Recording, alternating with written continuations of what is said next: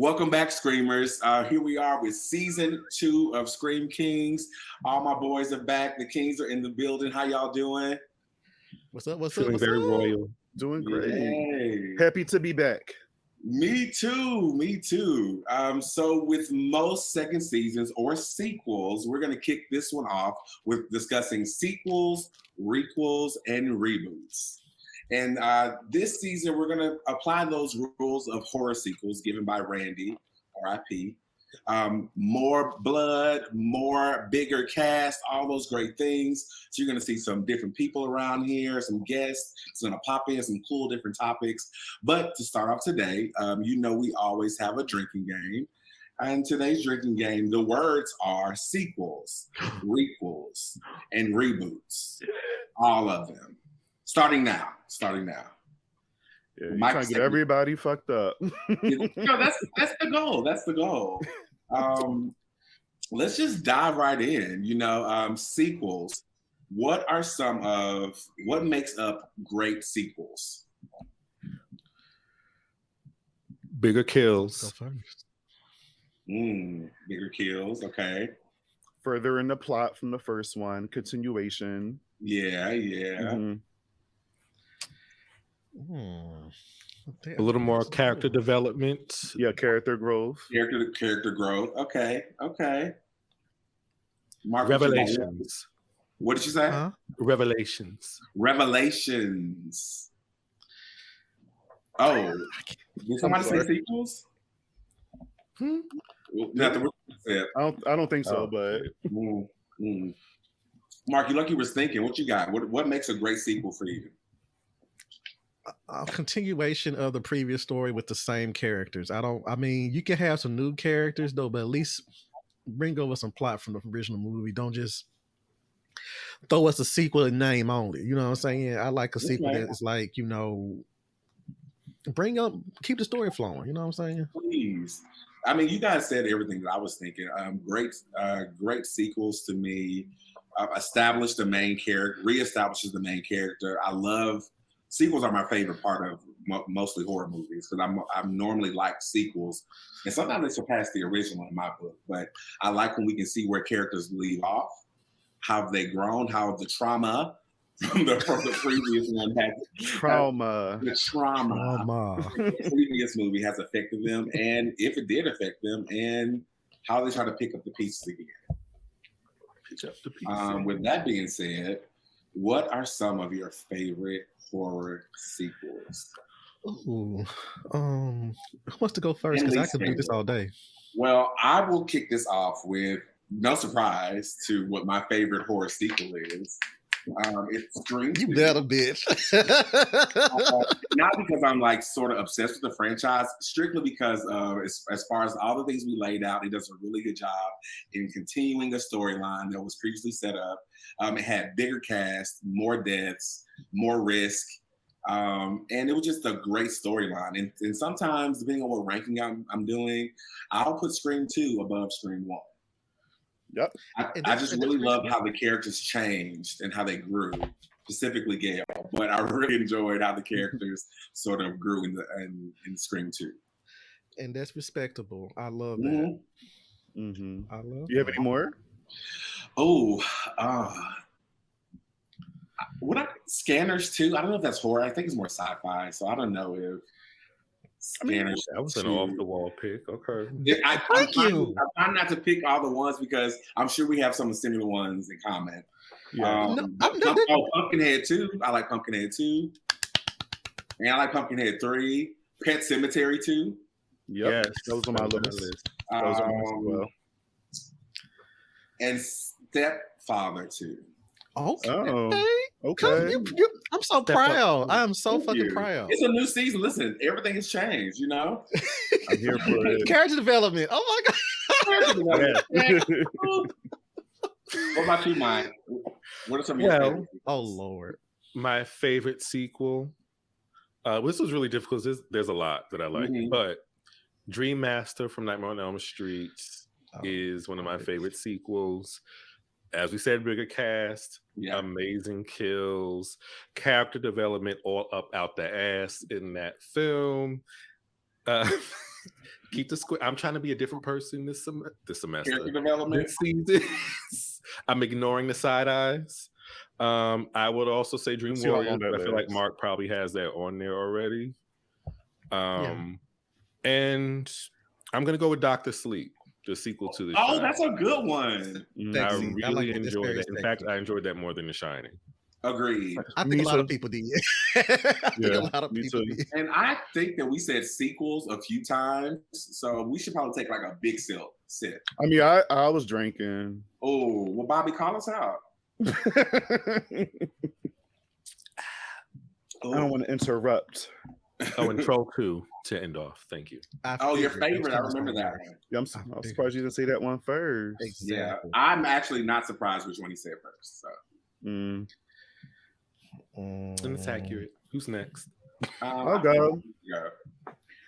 So you guys mentioned a lot. Some of my favorite sequels, Evil Dead 2. I think to me it's one of the better ones, even though the first one's scary, but I just love Evil Dead 2. I think the scares are a little bit more scarier in that one. It's a little bit more entertaining.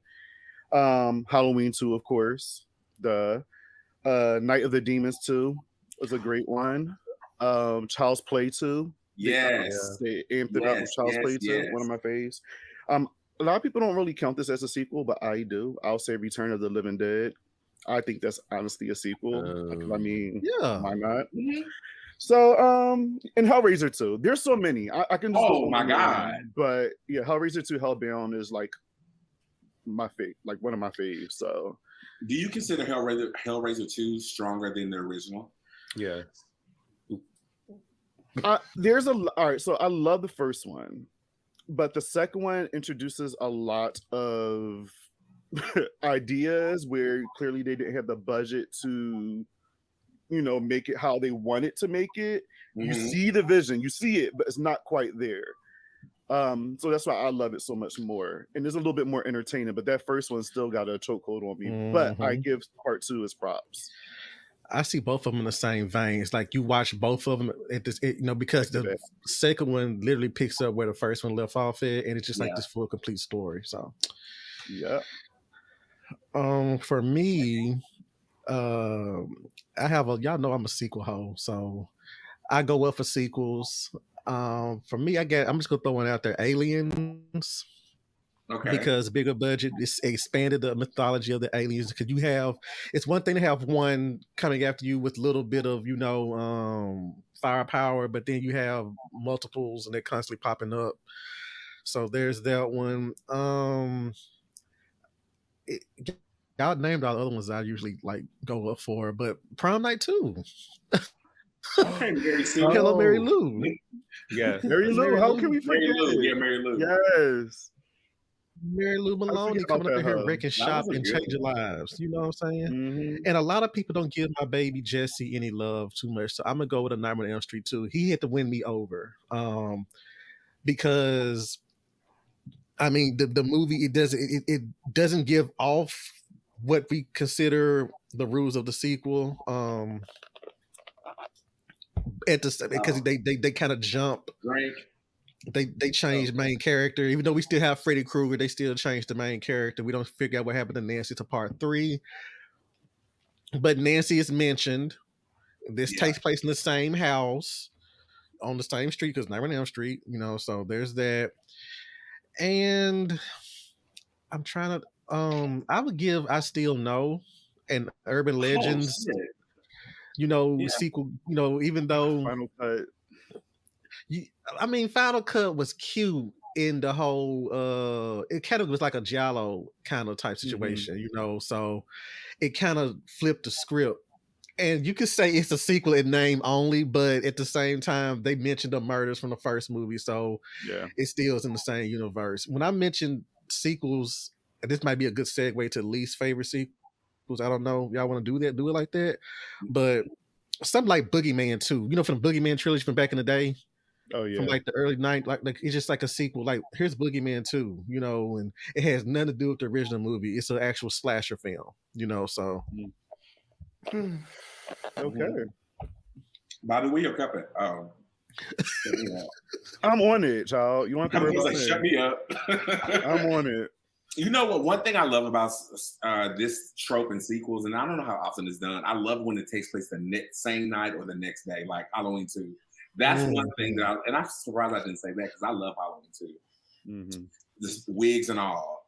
And so, wigs and all. But like, that's something that I really enjoy is when it takes place immediately following the event of the first one. And I wish we could have more of that in some of our faves. Right. Halloween Kills. I forgot that that's technically a sequel. It is, absolutely.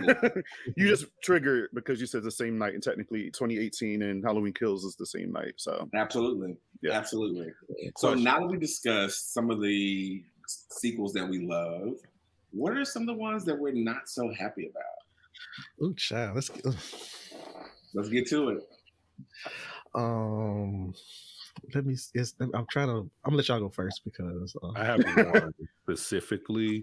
The Lost Boys is an amazing movie. So the sequels that came afterwards, specifically The Lost Boys, The Tribe, I was very disappointed. Oh yeah, they didn't really have the same magic, the same oomph that these baby kids across the street, child, they're gonna make me crazy. Yeah, The Lost Boys, The Tribe. Jaws: The Revenge, with the shark going after them for revenge. Stupid. Okay. Mark. No, I just hate that movie. I'm sorry. Yeah. I got one for y'all. We could just throw them out there. The Final Destination. I fucking hate that movie. Oh yeah, the last one, the prequel-ish. No, Final Destination 5 saved it. Oh shit, saved it. The Final Destination, the one with the race car. It was just like, oh yeah. Why? You know what? That cast was bad too. Like I didn't even like any of them really. None of them. And so there's that one, and then I also don't care too much for.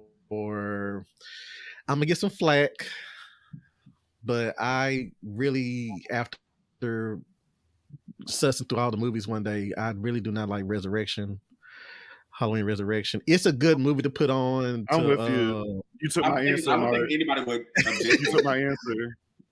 I mean, it's just one of those movies that's good to just sit there, watch, and laugh at, but to try to take it seriously within the family background noise. Thank you. I was just like, they ruined that movie in the first 7 minutes for me, so it was over. Listen. I'm just glad you didn't say Curse of Michael Myers. I'm very thankful for that. Paul Rudd. Yes. Yeah, that was the first. That wasn't the first. Let me take the line back. Okay, go ahead. Sorry. Halloween Resurrection was just, a lot of people like that movie because Busta Rhymes and he would act like how we would act if we were in that situation. But you have to say that movie is not good. It's not good. It just, I get where they're trying to go with the new, age of technology and how, the Big Brother style cameras and shit like that. But it just didn't work for a Halloween film. But Halloween Resurrection was definitely on my list. Decker. Also, help me, Decker. She was a horrible final girl too. That should be one. She had a good scream, but that wasn't her. That wasn't her scream in real life though. Chop. Never mind. Her that was a voice actress. Somebody else had to like. Who has a voice actress for? Wow, it's so obvious. We like your look. It is. We don't like your scream. They did a lot of bad things in that movie. 30 Days of Night, the sequel to that, was horrible. Terrible. I couldn't take that one. Was it how bad? I gave it a try. It was bad. It's been a while since I've seen it, but a bunch of the Texas Chainsaw Massacres shouldn't have been made. The one with Renee Zellweger that Mike loves so much. Hold on. It wasn't good. Not good. Not good at all. Y'all are crazy. The Next Generation was decent. It was not that damn bad. I got one more for you, Bobby. Go for it. Night of the Demons 3. Yes. I forgot about that. Yeah, that was a choice. I did like the cat demon though. I did like the cat demon. The best part.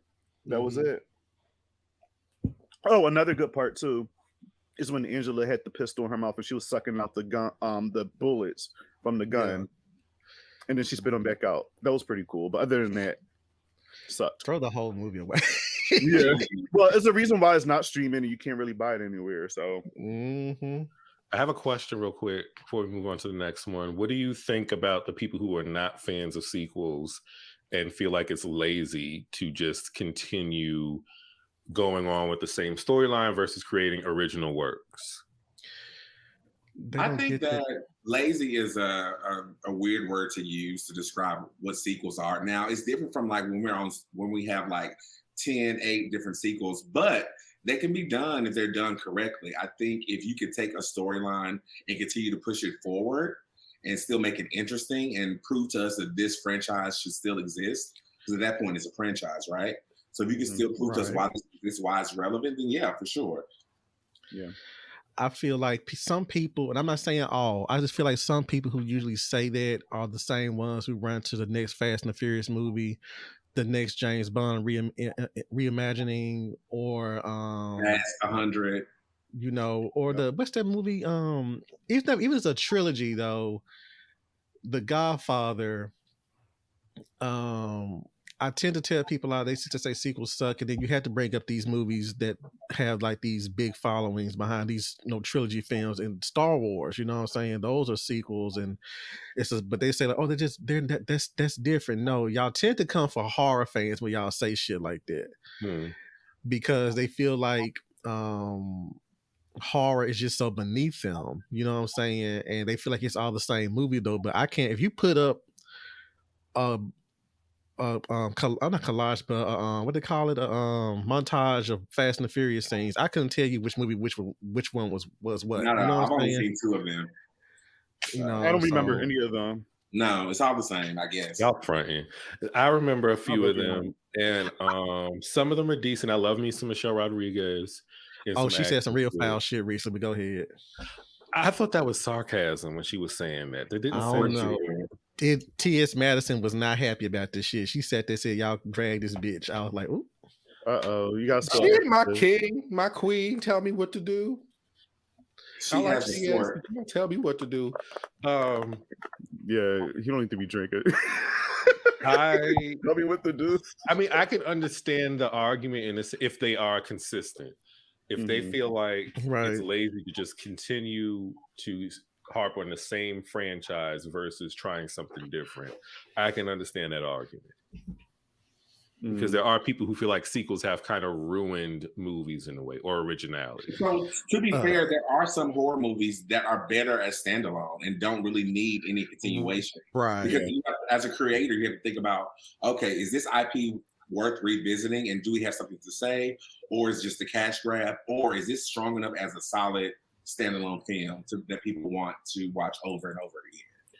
I truly believe that some of these people that's taking over these sequels, most of them feel like they do have something to say with these sequels. They're like, oh, we could expand upon what happened in that first one because there's a bunch of ideas. That first one was left open-ended, so we can kind of take from that and create more. Where some people would just do a sequel just for money, you know? So it's kind of hard. It's kind of hard. So that's why it's just, I don't know. I mean, I can mention a lot of franchises that should have ended maybe after their third film. But I forget, y'all, the number one least sequel. Not Friday the 13th, Mike. I wasn't thinking that one. He was coming for Jason. Oh, okay. No, he was. I wasn't. I like the later ones a little bit more than some of the earlier ones. See, blasphemy, but okay. Say that. Some of the sequels. Oh, go ahead. No, I was going to just say what Bobby said, and I would also say earlier, like sequels that are in name only. Anything past Amityville Dollhouse is nasty. It's nasty. It's just wrong. It's just downright wrong. And somebody needs to stick a stake in that damn franchise. I mean, if you want to call it that now, it's never going to happen. It's just going to keep going. we should go ahead and submit in Amityville Scream Kingz, and we get money. Let's do it. We probably would. And we can go to Mike's hometown and see, go to the house. Blasphemy. That's the plot right there. That is the plot right there. We go to participate Mike's hometown. He's visiting some family. We go with him as friends to record an episode, and then shit just goes off. I'm not Exactly. We want to film an episode inside of the house. Yes. Action. It's not. I have never been in a house in my life. No. See, that's the problem. No, it's not a problem. It is. It is. It isn't. Can we move on? We're here. Okay, so some of the sequels that are on my list that are not the best, and I'm going to start with actually Chucky season 2. I know this is not like a movie sequel, however, this is Mark. It's been on my heart to tell y'all that I did not like this season 2 of Chucky. I didn't think it was good. Exorcist 2. Oh yeah. That's on my list. Candyman 3. Oh yes. That's on my list. And Tremors, anything after the second one is on my list. Aftershocks, but Return to Perfection was okay. Okay. And Phantasms 2. That was my first Phantasm movie I had ever seen. Yeah. Why did you like Phantasm 2? It just didn't work for me. None of it. I saw them out of order. I saw the third one first, and then I saw the first one, then I saw the second one. Okay. So I was all confused, but I really enjoyed the third one. Okay. Yeah, that's a classic. Yeah, that's classic. Oh, I forgot one. A good one that a lot of people don't really talk about much. Oh, I'm sorry. Jeepers Creepers 3, 4. Anything they move forward with. Jeepers Creepers 3 was just unnecessary. It was just like a slap in the face of people. I haven't even seen Reborn because I don't want anybody to shoot me. But The Howling 2, Your Sister's a Werewolf. That is a classic, y'all. I'm sorry. It is. I just saw but it's a good movie. Oh, for fuckery. Bad one. Oh yeah, no, it's a bad one. No, that's a good movie. Oh. I could sit there and diddy bop all day long to the damn theme song. I do have it though. That's what hooked me. Yeah. Because when we watched it, I was just like, and then that soundtrack got me, and I slowly grown to like the movie. It's still not that great, but it's still exactly. Yeah. Look, I can say yes. That's it right there. Like every time she does this, it's like, yeah. But I fussed with Michael on Troll 2, but I would say Howling 2, Your Sister's a Werewolf is my Troll 2. But if y'all want a good Howling sequel, y'all should go watch either the original Nightmare or the Rebirth, which is part 4 and 5. Part 5 is it's like a Who is a Werewolf. It takes place in a Romanian castle, and they're picking off each of the people one by one, and they're trying to figure out which one of them is the werewolf. It's a damn good movie on its own merit. It stands on its own. It don't have to tie into nothing else. So, have you seen any of the Howling movies, TaMon? Besides that, your sister. Okay, I suggest you. Okay, I suggest you watch Howling 5.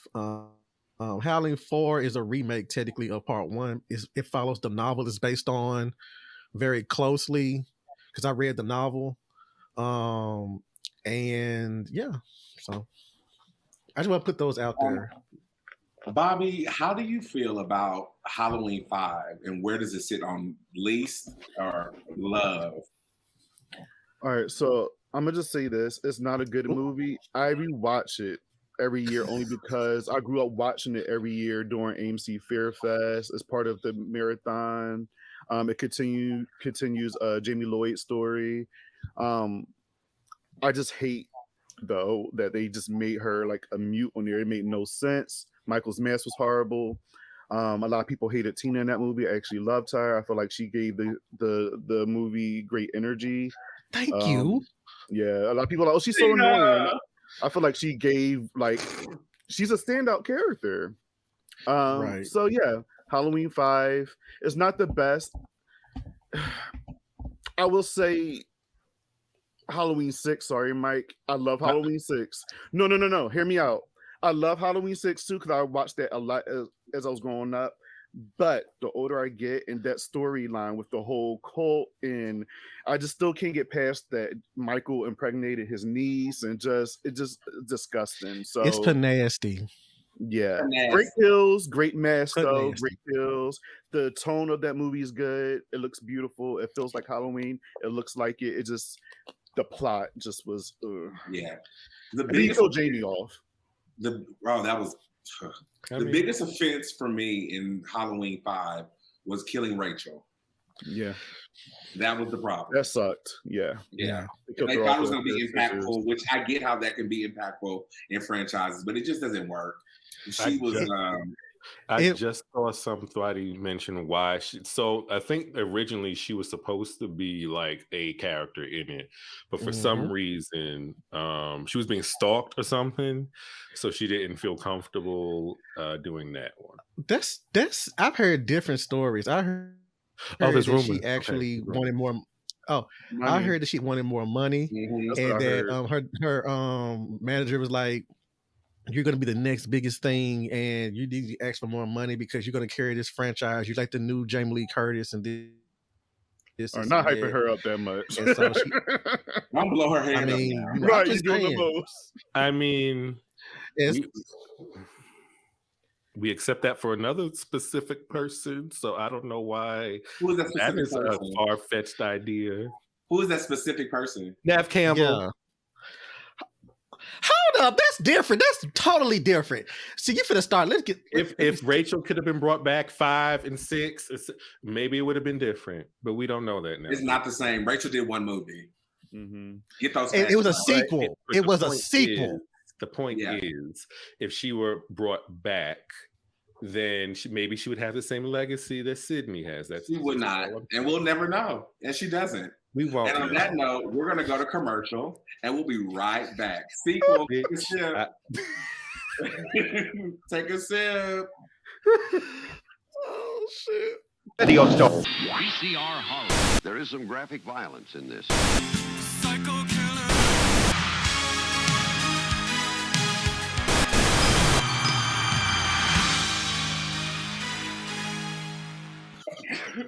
And we're back.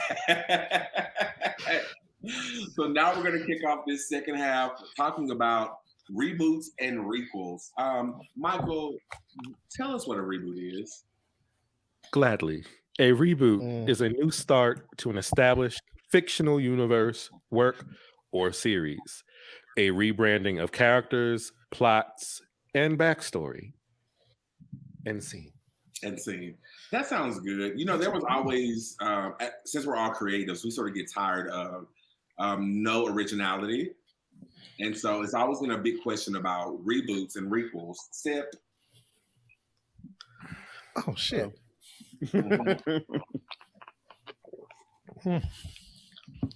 I'm going to kick us off with some of my favorite reboots. And one of my favorite reboots is...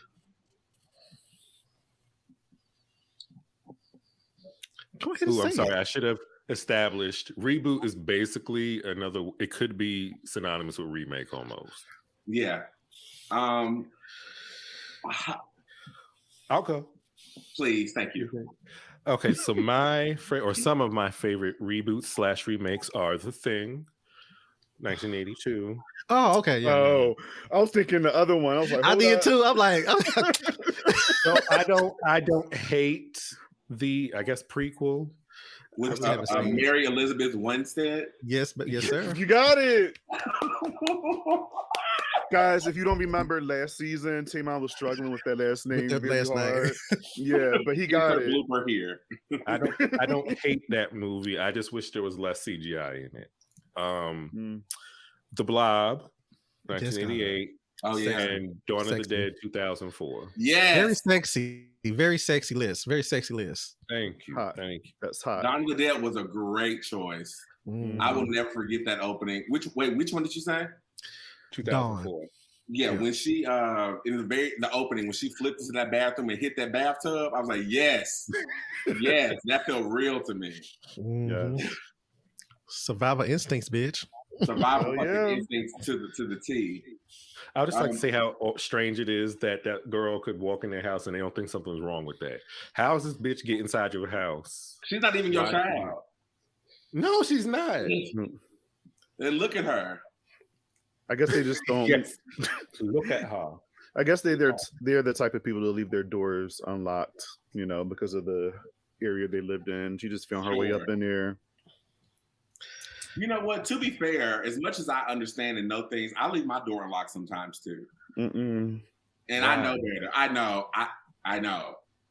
I know. That is such Don't a do it. Show. Bobby, what are some of your favorite reboots? Texas Chainsaw Massacre 03. Jessica Biel, right? Jessica Yes, Biel, God. one of my favorite Yes. ones. Love that one so much. Black Christmas 06. I love that movie so much. You know, a lot It's of the people give that pinnacle. movie, they give it so much hate, but come on, like that movie is such a fun time. It is. Yeah. Yeah, it is. What else? I actually enjoy Friday the 13th reboot. Me too. I have a good time with that one. What else? I'm like this with Rob Zombie's Halloween Thank you. because when it first when it first came out, I was so hyped, especially for the trailer and stuff. And I have a love-hate relationship with that movie, but you know what? I'll add on there. Rob Zombie's Halloween. Absolutely. Yeah, and we I should have agree added on that that. sequel to the hated list. Hated it. Those are the ones I could think of at the moment. Mark, how do you feel about Nightmare on Elm Street reboot? Uh-oh. Why you do that? Why you even bring it up? Oh my god! I was Uh-oh. waiting for when are you. You knew it was going to be talked about. It had to Mhm. be you. Oh, Come on, Marla. take a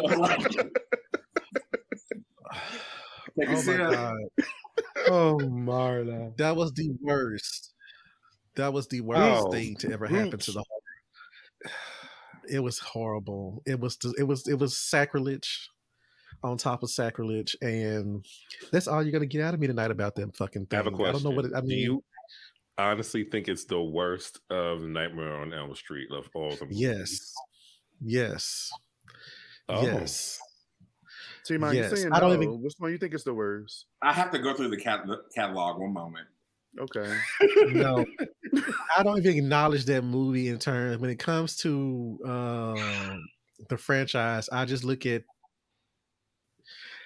1 through Freddy's Dead, New Nightmare, Freddy versus Jason, Scream Queen, the documentary, Mm. Fred Heads. What's another documentary? The recent Robert Englund documentary that just recently came out.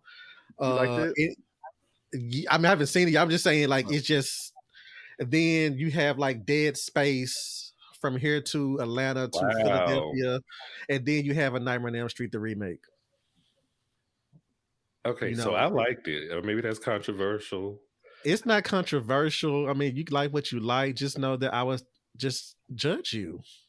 It's I Really? just think the way he looked was off, but I did like the movie. And I like that they established some things that were a little different, a little cool. Microsleep. They did that choice- without actually making the thing, in the original movies. But okay, I do want to bring Mike, when the back- last time you seen that movie?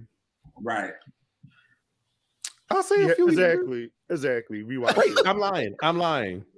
Okay. I watched the first half a few weeks ago, and then I stopped at one point.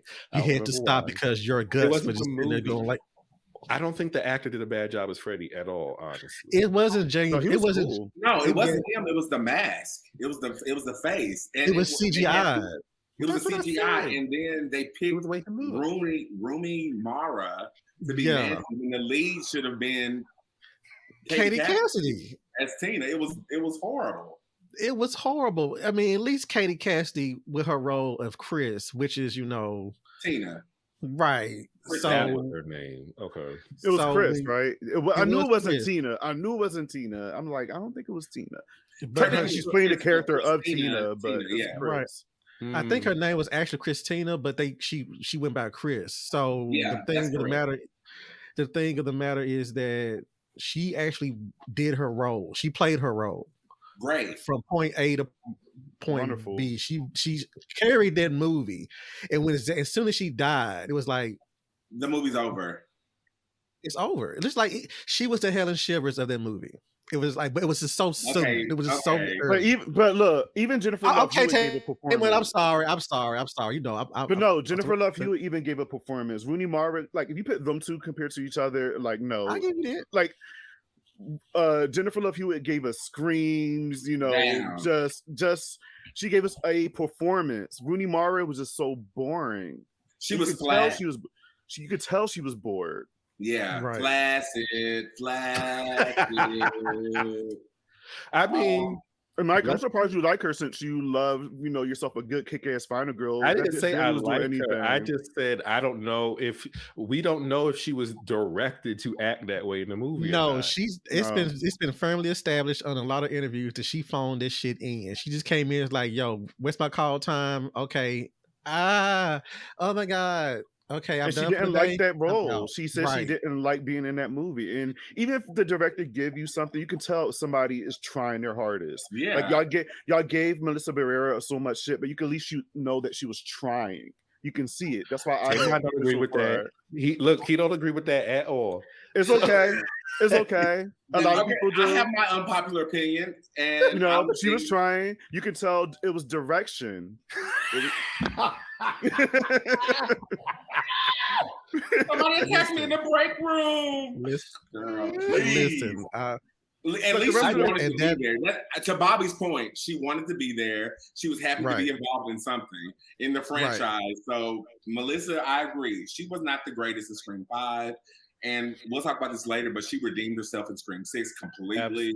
Yeah. Rooney Mara all the way through, and she was flat as hell. Yeah, I just think she was playing a depressed character, and y'all want somebody who is you can be depressed and be scared. You can be depressed and still give us a fucking performance. Think about Alice. She was depressed. She was depressed, repressed, and oppressed. But let's think about. But you don't always have to have these, because a lot of the movies, the final girls are not the most charismatic. They're not the most entertaining, but they just happen to be a final girl in the movie, and I don't hear those same complaints about other actresses. Well, name them. Name one. I can't name them off the top of my head. Y'all not gonna sit here and act like every other fucking movie has amazing final girls in it. All right, but the thing is, we're talking about a Friday the 13th movie that's a reboot of the first movie that huge fan base, a huge movie. People are anticipating this movie. So if you're going to play the lead, you need to serve. She did not serve. So therefore, she did not let her go. We're not talking about a Friday the 13th movie, not. part 4, 5, 6. That don't count. We're talking about a remake. Because we're talking about a remake of a beloved movie that started pretty much. I agree with that, but okay, I didn't want to make this final girl argument. So like we can do this. Yes. Talk about final girls and shit. We can do that. Oh, we will. We will. Somebody bookmark this so we come back to it. TaMon, bookmark this. So I guess that's your least favorite, Mark. Your least favorite. What are some of your favorite reboots, Mark? Well, I'm surprised nobody said anything yet. I'm here for the Scream 5. I mean, it's that's not a reboot, though. That's a requel. Wait, so we're not doing okay. I'm sorry. Not yet. We're almost there. Reboots. Well, no, not a requel. It's a sequel. Reboots. I can't say I have a lot. Mark said reboot like 5 times. Y'all better sit. I've been sipping. I've been sipping. Well, Mark, I'm going to jump in. I thought the Hellraiser reboot was pretty dope. Fuck yes, thank you. Yeah, that's a good one. That was a damn good one. And let's just say that score to that movie has been on my. It's on my playlist every week. Speaking of scores and reboots, how nobody didn't say Evil Dead 2013. Oh, it is a reboot. I was getting there. I was getting there. Sorry. I'm sorry. It's just a lot. I'm a little tipsy now, so my brain's a little perfection. Sequel. We still doing reboots, right? Yeah.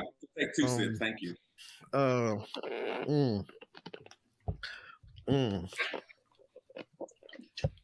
Y'all done took out.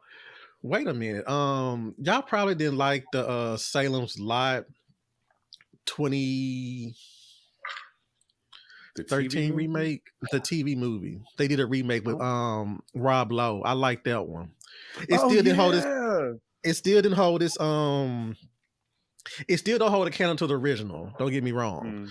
But it still did its thing. I like, and plus I'm biased because they made Father Callahan black and gay, if I'm not mistaken. And I'm trying to think of another reboot that I really. Movie. Candyman. I'm gonna beat your ass. That's not a reboot. Candyman's also not a reboot. But hold on to that because we're gonna talk about that very soon. I'm on top of this, y'all. TaMon, I think this was a plot to throw me off tonight. God damn! Don't blame me. Blame the Merlot. Look, it said reboots and requels. What's the difference? Yeah, what's the difference? Since you're there, Michael, what is a requel? The definition of requel is a movie which revisits the subject matter of an earlier film, but it is not a remake or a linear continuation of the plot. I want to bring up what I think is a great example of requels and what sort of started this trend in the horror world, which is Halloween 2018. Yes, God. Halloween is one of the perfect requels. I can't speak to the rest of the trilogy, but as far as 2018, it was a great way to bring us back to what I know about requels is that it respects the legacy characters. It creates new characters that we like and love that the story centers around. And also it proves that this franchise or this IP rather is worth revisiting. And I think Halloween did a really good job. 2018 standalone by itself did a really good job at examining what a requel does and checking off those different things. Yes. My second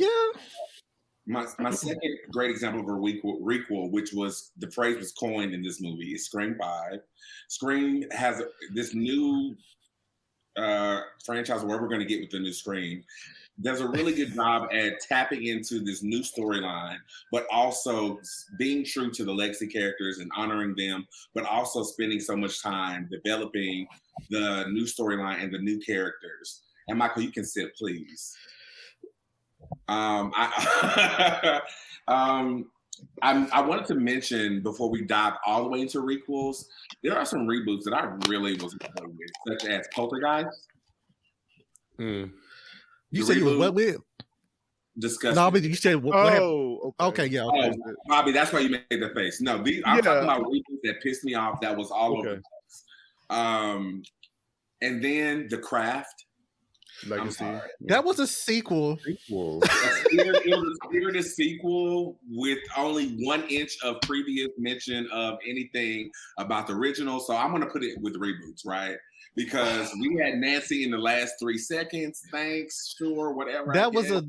I told you what that was. That was a pilot for a television show, but go ahead. We both agree that Jesus. Okay, this drinking game is serious. Exactly, I'm telling you.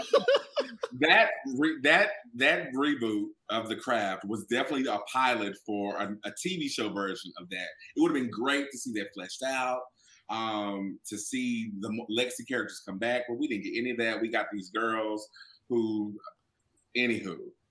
But that's my spiel on reboots. We have transitioned to requels, and there are a small group in the horror franchise, such as Halloween, Scream, Candyman, Mark. I'm drunk. Leave me alone. Don't be drunk, honey. That's one of the rules of sequels, right? You can't drink or do drugs, right? No, that's a whole setup. If that's the case. Exactly. We're screwed. So yeah, that's Halloween, Scream, Texas Chainsaw Massacre. And honestly, we can't speak about this yet, but The Exorcist is gonna be one. Yes. Yep. It's a requel. Yes. What do you think makes up requels? And I'm gonna partner that question with, do you think it's necessary? So the key components of a requel and are requels necessary? And I'm going to toss this right on to Bobby. What was the gas? You just gave gas. Oh, and I said requels, so. Okay. Is it necessary? I mean, that's hard because to be honest, I would say no. None of that is really necessary. But do I enjoy it? Do we all enjoy it? Yes. If it's done right. You mentioned Halloween being one of the first ones, and everybody was super excited because it neglects all the other sequels and just focuses on the first film, which we were excited about.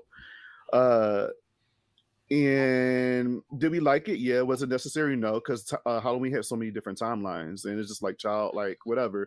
But we were happy to see Jamie come back. We were happy to see where she is at 40 years later. We are happy to see Michael come back and how he's handling things at his old man age, I guess.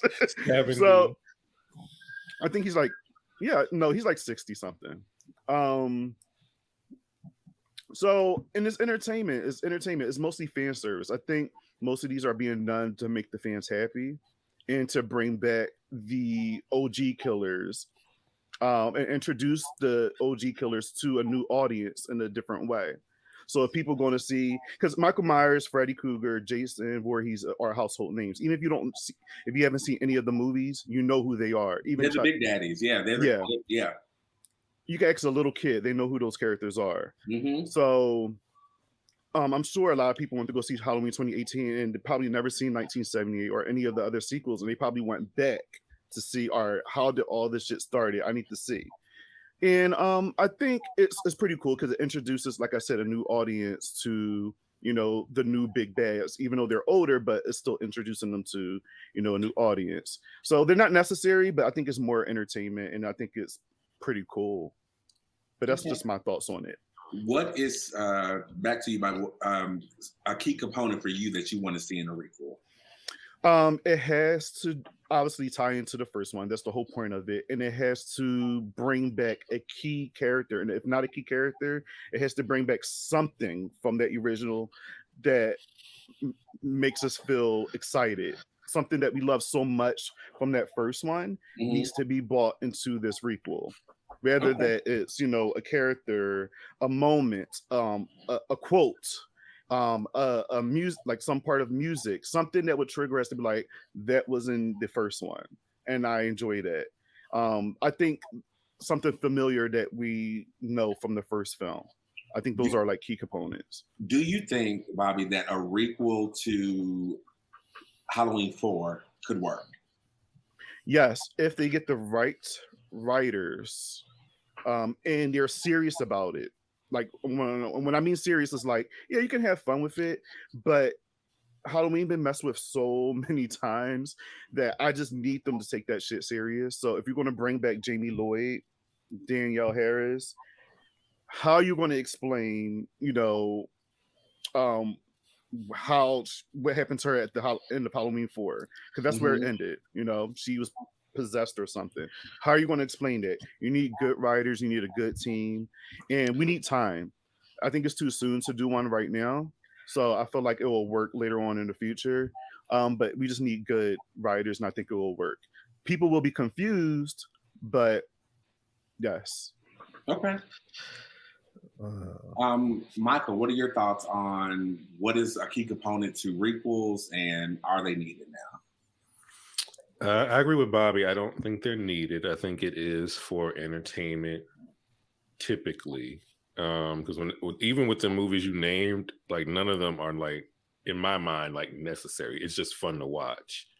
A key component, again, something tying to the first one or whatever movie you're trying to tie it to from earlier in the franchise.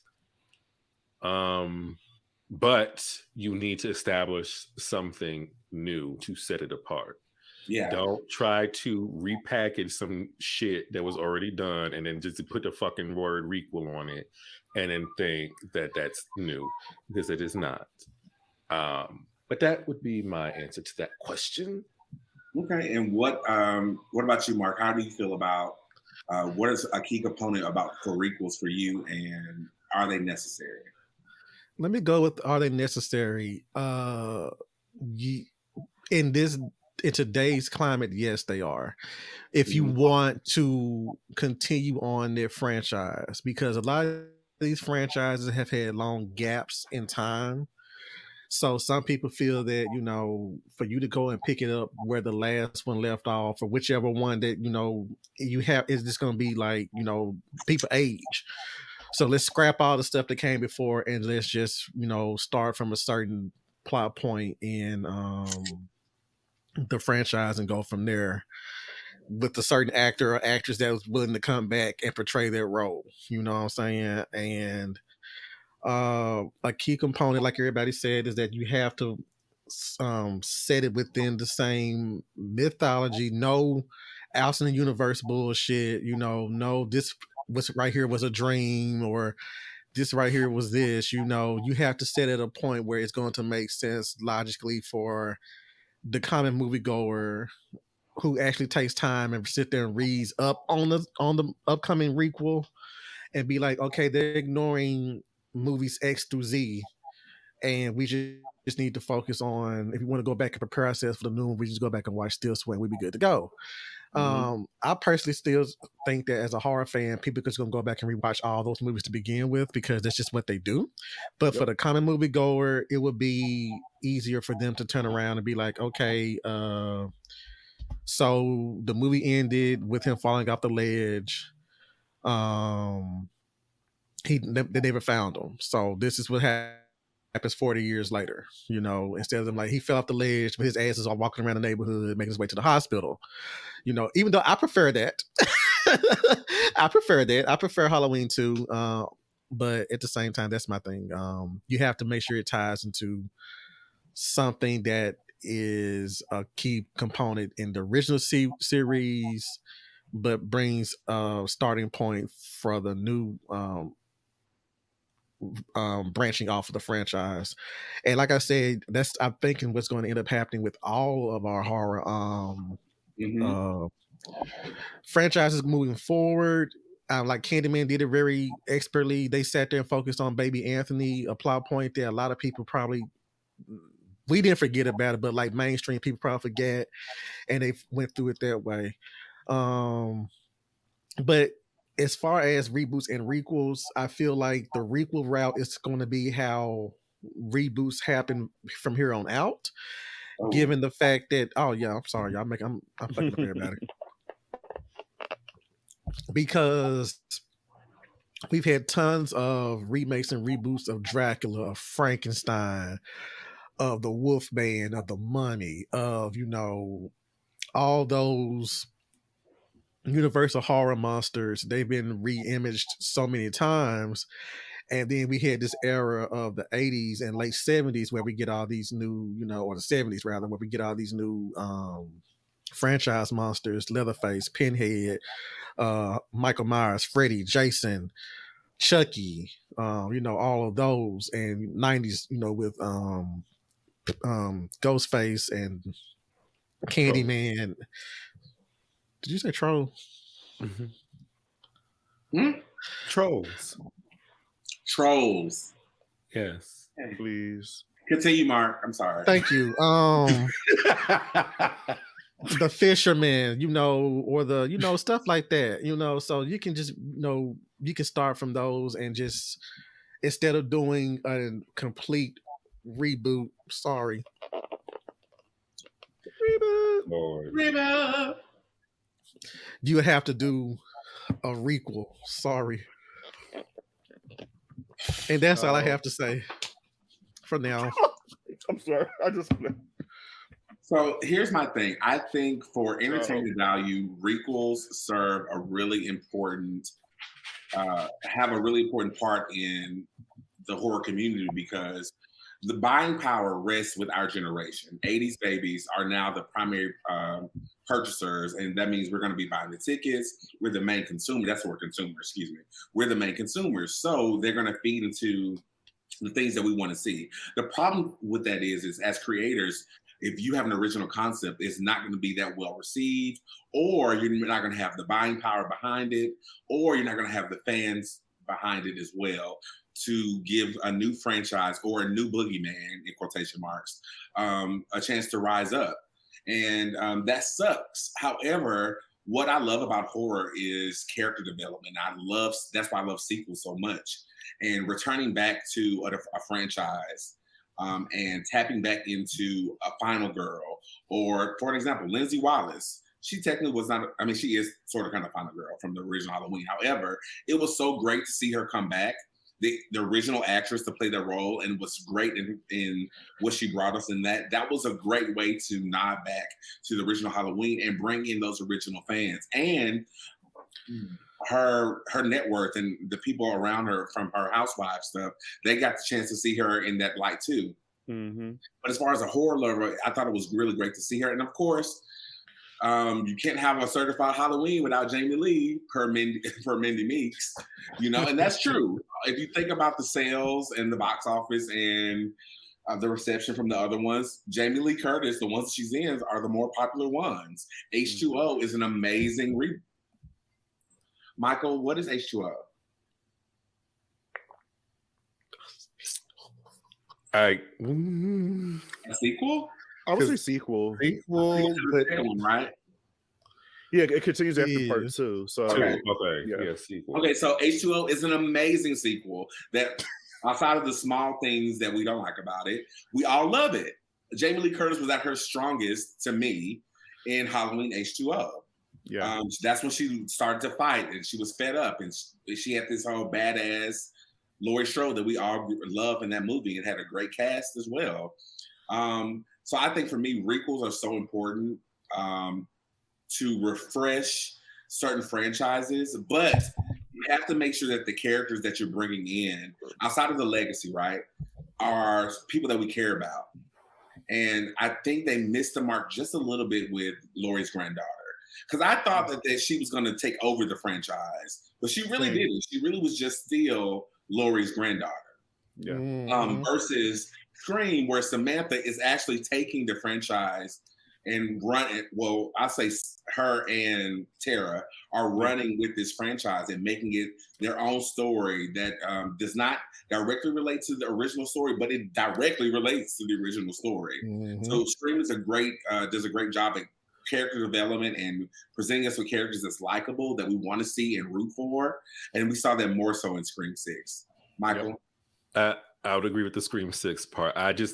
Now that you mentioned that, to me, I think they need less of legacy characters in these because the point is to pass the torch. Yes. Pass it. Yes. Don't give us like a gray area where you're trying to appease, the people who love these legacy characters so much so that they're taking over the movie, and then we can't get a relationship with the new ones being ushered in. That was one of my concerns with Halloween, because Halloween 2018 was masterful in my opinion. I thought it was great. But her granddaughter really didn't do anything in the overall picture of the trilogy. She had no real contribution, and she was not a plot point focus at all. Versus Scream and Candyman, those new characters, even I guess Baby Anthony is still a recurring. He's a legacy character. Yeah. But he's a baby, so technically he wasn't following that character. He was just a baby known in the first one. He was basically just mentioned for the most part. And he had no idea of what had happened to him. Yeah, that was the whole revelation. Like, oh, I'm the baby. You know what I'm saying? Like, that was so smart, because we knew the baby was there. We knew the plot point that was surrounding the baby and sacrificing him in the original, and then to make him the lead and then transform into Candyman. That was brilliant. Yeah. That's my only, and Bobby, of course I love Halloween, so I'm not harping on some things about Halloween, but that was one of my issues with Halloween, because I really want to see this granddaughter. I agree with you. It was supposed to do that, because when you watch the end of 2018 and the way it ends, the camera shot is Allison holding a knife. That was like a passing of the torch. It's now hers. Yeah. You see a freeze frame of her holding a knife when they're in the back of that truck. The movie goes off. So you're thinking, oh shit, this is now going to be Allison's story. And then when we get Halloween Kills, even though I love that movie, she really didn't do nothing. She did a little something fighting Michael at the end. Like I will give her credit when she was doing the little shanks. But again, it wasn't following Allison. And then in Halloween Ends, it was, but she wasn't likable and it was too late. This is the last movie. You failed. The opportunity was Halloween Kills. Because I get the first movie, you brought Jamie Lee. That's the passing of the torch. I feel like if you're going to do a requel, bring a legacy character back so you could pass the torch. So when you have sequels following after that, it's the new characters' movies now. Like Mike said, when you bring these legacy characters back, it takes from the new characters. So we don't like them, we don't get to know them, they don't grow because we don't see anything. And that's the problem with Halloween, where with Scream, they did great. Gail, even though she's a legacy character, she had very minimal time on screen. If they brought Sydney back, it would be the same thing in Scream 5. We wouldn't see Sam development. We wouldn't see Tara development. We wouldn't see any of the core 4 development. Thank you. So I feel like, bring them back for the first movie, but then after the movies after that, they should be done. No more. I'm glad you brought up that's why I like Radio Silence, because they mentioned that they wrote Scream 5 in such a way that if they knew if they brought those legacy characters in the beginning, those other characters wouldn't even stand a chance. You notice that Dewey came in sort of later because he had a bigger arc in Scream 5, but Gail and Sydney didn't come in towards the end. The end of Act 2. And so we know if we see Gail, Dewey, and Sydney before any of that, it's over because that's all we're thinking about and that's all we're going to watch. And so kudos to Scream 6 for putting out a very successful sequel without Sidney Prescott, which people were scared for because. And we all sort of agreed to this, that when we watched it, we wasn't like, where's Sydney? No, we're not. We were invested in the core 4. And that's hard to do with Scream and their family. Period. And that's to all the haters out there who still sitting there trying to be toxic. Not my Scream, not my Scream fighter girl. Fuck you. Sam's not my Sydney. Not my Sydney. She is not Sydney. And that's okay. That's okay. He has personality, right? She's so not Sydney. I mean, I agree. Lord have mercy. I don't know about personality. Can you act right? Thank you. Can you act right? What episode? I agree with him. What episode? I tried. No, let it out. Show the people who you are. I mean, that's all I had to say. I'll tell you mine. But no, seriously, I think that was a missed opportunity with Halloween to definitely literally pass the torch over to Allison. And that doesn't mean that Laurie has to die. That's not what that means. It could mean that, because there's other scripts of Halloween where I think Halloween 3 was Laurie was in an apartment building and she was being stalked by Michael. She didn't know until later on. Allison could easily do that. But I want to pose this question. Do we think that removing the connection of brother and sister sort of hurt the idea of Allison taking over the torch? Because if he's killing the bloodline, that's directly about Allison. Well, because if he accidentally was trying to go home and he's just fucked up Laurie and Annie and Linda by just because they were there, sure. But why would he care about Allison if there's no connection? I think I also would care about. Oh, go ahead, Mark. Sorry. No, I would just say that is the only thing that bothered me about the 2018 requel was that why if y'all are going to take away that plot point, why would they come across each other again? Like, why would he be coming back for Laurie Strode? But as you saw the movie unfold, it was more along the lines of Laurie was hunting him, and she kind of put herself in his path. But at the same time, he was like, "Oh, that bitch, whatever." And then Dr. Sartan was the one who kind of like directed him into her path or whatnot. And Mike was just like, "Yo." And we found out in Halloween Kills that, he's trying to go home. Right. That's just they're in his fucking way. You know what I'm saying? Right. He looked at Laurie like, bitch, I remember you, but let's go. Unlike Texas Chainsaw Massacre, where he's got fucking Sally talking about, you remember me, and Leatherface like, bitch, who the fuck are you? What are you talking about? What are you doing? Do you know how many bodies I've ate? Like, I mean, come on now. Like, I don't know who the fuck you are. Like, your friends would make. Now, what they could have done was take Corey Cunningham in the beginning, like in 2018. Bring Corey Cunningham in 2018. That's what they supposed to do. Allison moving forward. based off the obsession that they have for one another. He had with her, but they didn't do that. That would have been a perfect movie if we seen Corey in the Corey first movie, and that would also, you know, move Allison's story going forward. You know, would have been more about her. You know what I mean? Yeah.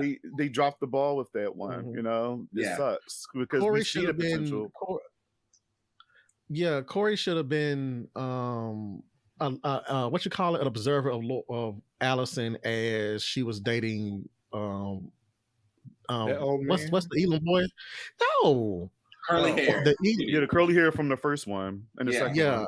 And when he did that fucked up shit with her, they should have had like a couple of scenes of him with her, and then she leaves the dance with the best friend, and then he gets killed, and that way you can leave Corey out of the line of fire, if you get what I'm saying, you know, and save him for next time. But I was just wanting to mention about this Halloween 2018 trilogy requels. I got 2 cups here, excuse me. Oh, I wanted to mention that about the Allison passing of the torch. It was crazy because the only person within that strong familial bloodline, fans actually fell for Laurie's actual daughter. Yeah. Judy Greer. Mm-hmm. Yeah. Because Karen. she had character growth, Karen, because she went from being oh mom, you're crazy, this and that, to like, oh mom is serious, I have to make sure to put this, you know, ... And she went and she did what she had to do to try to protect her mom and her daughter, but then she got killed. That was the fucked up part. They killed at the end of the movie. But one of them 3 had to go. And I feel like if you were going to do that with Karen, then Halloween, because you know there's a reason why Laurie Strode was in the hospital out of the way, because they're trying to develop these new new characters. But when they let Karen go, that was one or two things should have happened. One, Halloween Ends should have been completely about Allison, and Laurie was just in there for like a second, maybe in a home. You know, I'm not trying to say put Jamie Lee Curtis in the home. Laurie in no fucking home, no. I'm just saying like maybe like she's recuperating. No, I'm saying like she's recuperating from her, you know, wounds and stuff like that, because they had to have that big gap of time for her to heal herself. That you know, I'm saying like that could have worked. I'm just saying, hospital, and we have the Halloween feel. Yeah, I'm just saying, like I probably should have said a home, probably her rehabilitation center. You know what I'm saying? While she's sitting there recuperating from her wounds, and have everything focused on Allison. Like she comes and visits her every so often, but it's Allison carrying the story, and then maybe have the last show off happen at the rehabilitation center or something like that. You know, I'm just saying, it just, if you wanted to do something where you want to take, if you're going to have Laurie Strode. Is it? I mean, she was pretty much in the institution, and Michael and her had a little show. Yeah, but she was catatonic though. I mean, she wasn't injured. But I apologize if it is. I'm sorry. Let me stop. No, it's okay. It just remind me of that. Shady Pines. It is fine. Shady Pines. Michael, I'm going to throw this to you. One thing I know is important about requels is that we have interesting characters. And we prove, and this is for everyone too, but Michael go first. We have interesting characters. We prove that this is worth a retelling or a revisit, and respecting the legacy characters. And Michael, I know you have a thing about legacy characters and their usage in horror films. So I want you to tell us about that. Tell us about legacy and how they're needed and how they should be used. His face. You may have to go to somebody else's dog, and something's happening in the background. I'll come back to me. It's your ass. My dogs be barking. Yeah, it's fine. They're part of the show. And now someone's coming in the house, so he's. Ooh, yikes. Okay, so Bobby, let's talk about legacy characters, right? We have Jamie, we have Sydney, we have Gail, we have Dewey, we have baby Anthony and his mama. We have, I think that's where we are. Oh, we have the 3. What's their name? Laura, Jurassic World, Sam Neill. Oh yeah. All of those. That's a legacy. Those are legacy, and those are requels too. So how do you think? Because you actually mentioned this earlier, that they should be used, but not should be overused. As far as what we have currently now, how do you feel about that? As far as the movies, I mean, again, they're great. It's a familiar face that's bringing bodies to seats in the movie because people's coming to see these characters. They're legacy characters. We're familiar with them. Jamie Lee Curtis, they're using pretty much her to bring people to the seats, even though they don't need her. Halloween itself is bringing people to the seats, but Jamie Lee Curtis is just okay. Michael and Jamie is at it again. We have to be there to see it. Same thing with Jurassic World. We haven't seen Sam Neill and Laura Dern and all them in a long time, and being as though that Jurassic Park is like just huge, it's so big. Seeing those characters come back, people's excited, whether that the movie's trash or not. So it is cool to see them because it's like seeing an old friend, you know. But at the same time, it's what you do with those characters because it could leave a sour taste in your mouth. So it could be a hit or a miss. I enjoy seeing them because, like I said, it's like seeing an old friend back in the theater and watching them. But at the same time, after a while, you get over it. You're just like, all right, what is it doing for the movie? Right. How's the movie moving forward with these characters? It could either make it or break it. With Scream 5, I think they did a great job bringing Gail and Sydney, even Dewey back. Even though I didn't care for how much they were in it because it took away from the new characters, I did appreciate that when we did get them, it gave me the feels. I'm not gonna lie, when I seen Sydney in Scream 5, when she went back inside the house and she was looking around and stuff like that, I got in my feels. I was like, oh shit, she's back where it all started. Yeah. That's, as fans, that's what we want to see. That's what we feel. She's back in that same house where it all started. How many years ago? 20-something years ago. Yeah. Same thing with Halloween. When we see Michael and Laurie face to face again, when he was slamming her fucking head against the door, we were here for it. So, I mean, we're all here when we've seen our favorite legacy characters come back and whoop ass. But then, again, it's like, okay, what are we doing with these new characters? What is it doing for them? So I love legacy characters, but I'm also I'm just more excited to see what we're going to get with the new characters if you want to move on with this new, I guess, requel movies. You know what I mean? Because you can't keep bringing the same people. They're older. We've seen it before. So develop these new characters. Give us a new final boy or a final girl. Yeah. I never thought that I would be the one to say that I was invested in the core four, the new leads of the Scream franchise. I would have never thought those words would have came out, even after Scream 5. I love Jenna Ortega and I love Tara's character, but I would have never oh gosh, less of them and more of the legacies. But honestly, I'm so invested in those four and what they're going to do next and who's going to make it out of this whole thing alive. But it was... I think Gail could have been used differently. However, the scenes that she was in, it was wonderful, especially her chase scene. Amazing. Kirby, to what Mike talks about, was definitely fan service. In my opinion, I just didn't feel it. I just didn't like it. I felt it and I like it. I know you did. I just couldn't tell. I don't like her hair. I didn't like her styling. I don't like how she was used. I just can't take it. And Michael, are you ready? Okay. So yeah, it was just I think legacy characters are required, but I don't know how much. I couldn't imagine a Scream without Gail. But you know what? It's gonna come a point where either she's gonna be in it or she's dead, and you have to think about what do you prefer. Either we're gonna have Jamie Lee Curtis in the next fucking trilogy, or we're gonna kill her. It's gonna be either or. We can't have her in this thing forever. The same thing about. She said to told us this is the last time I'm doing this shit. I'm not doing no more. Yeah, it brings me back to what you asked earlier about, do you think they should start with Jamie if they want to do another sequel trilogy of sorts, which would be a great idea. Personally, I want them to just do a trilogy surrounding. You froze. Oh no. Am I back now? You are. Yes. Okay. Where'd I leave? Where did I leave off at? Personally, you want to see a trilogy on blank. On Silver Shamrock Mask.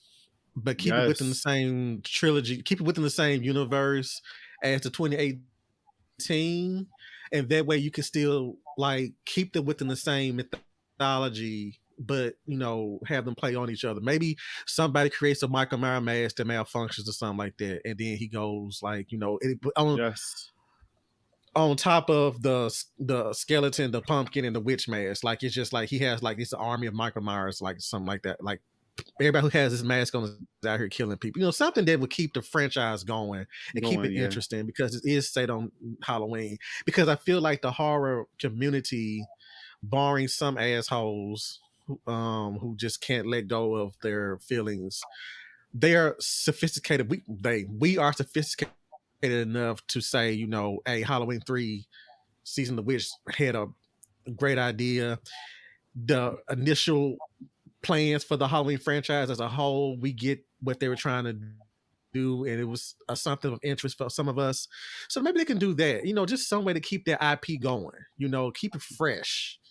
That's what I said. I said that about Halloween. I said if they don't call it Halloween, but it can say within the world of Halloween, maybe they can make it a series, you know, maybe, shout out to Gray. I always say this because I feel like it was a great idea. Gray himself from Kill the Dead and Grey Matter. He mentioned maybe bringing in Jamie and even Josh Hartnett character, John.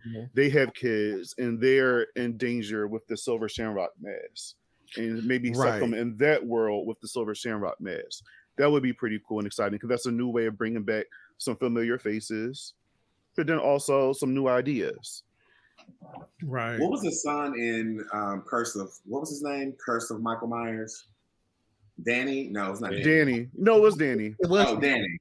He would be a great, I don't know how old he will be now, but he would be a great lead. That character. Okay. I like Danny. Yeah. That gives an excuse for Kara to come back. Michael. Yes, to come back. Yeah. Mike, are you ready to talk about Legacy? Yes. It's fun. It's cute. I, however, do not think most creators can resist making the Legacy characters the focal point, or at least too much of the focal point, because they want to keep the audience coming. So I'm okay with it as long as it makes sense story-wise, bringing characters back. But if you just flinging bitches in left and right just to be doing it, just because I want people in the seats, to me, it takes away from the story if it doesn't make any fucking sense.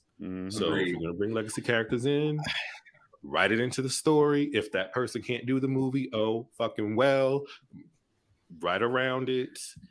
And because to me, it's hijacking a franchise. Instead of just trying to continue it or be creative and work around it, you want to try to appease, as many people as possible, which makes sense.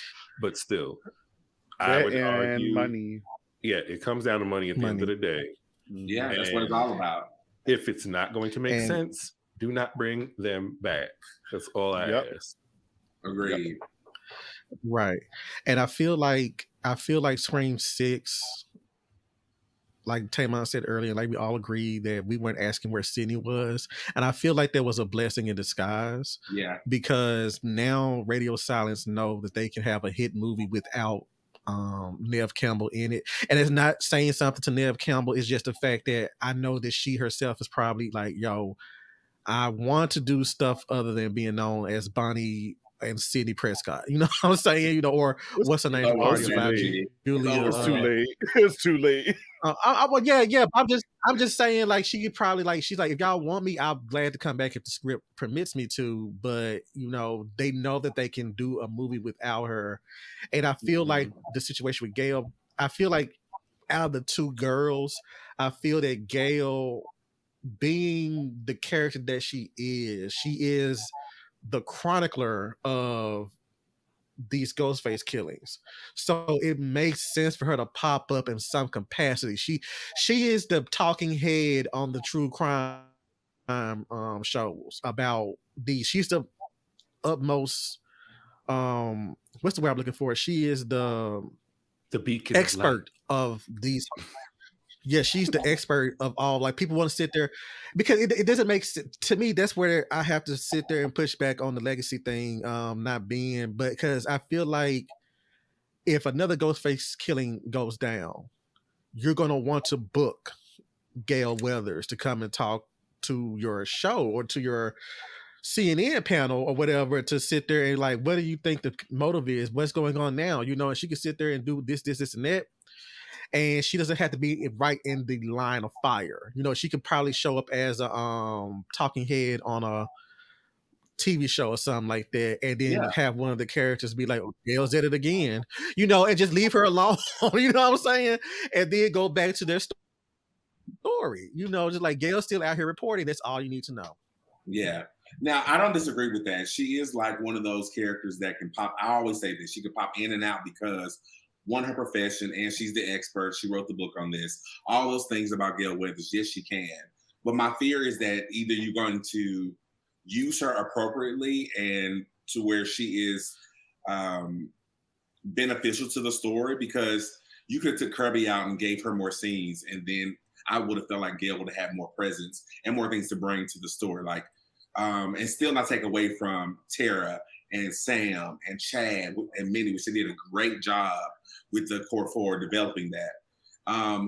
But moving forward, my fear is that either you're going to have to kill her or reduce her down to a mention like they did Sydney. And I don't know, that may be a thing that's going to happen with that franchise. We have no freaking clue what they're going to do next.